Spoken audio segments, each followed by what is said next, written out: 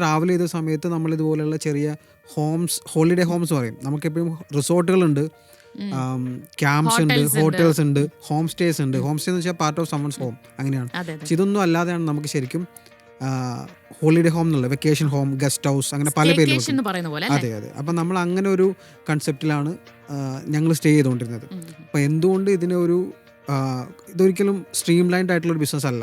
കാരണം നമുക്ക് അവിടെ കെയർ ടേക്കർ മാത്രമേ ഉണ്ടാവുള്ളൂ, അതിന് നമുക്ക് ഫുഡ് കിട്ടണമെന്നില്ല, ചിലപ്പോൾ നമ്മൾ കുക്ക് ചെയ്യായിരിക്കും. അതുകൊണ്ടൊരു പ്രൊഫഷണൽ ഒരു വേ ഓഫ് ഡീലിങ്ങോ അല്ലെങ്കിൽ വേ ഓഫ് ഓപ്പറേറ്റിംഗ് ഒന്നും ഉണ്ടാവില്ല അവിടെ.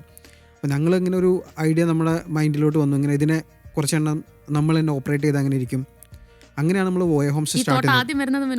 അതെ അതെ അതെ അതെ. എനിക്ക് 4 പാർട്ട്നേഴ്സ് ഉണ്ട് വേറെ. അപ്പം കൊളീഗ്സ് ആയിരുന്നു, ഫ്രണ്ട്സ് ആൻഡ് മൈ മാനേജേഴ്സ്, അത്രയായിരുന്നു. അപ്പം നമ്മൾ അങ്ങനെയാണ് ഇത് സ്റ്റാർട്ട് ചെയ്യുന്നത്.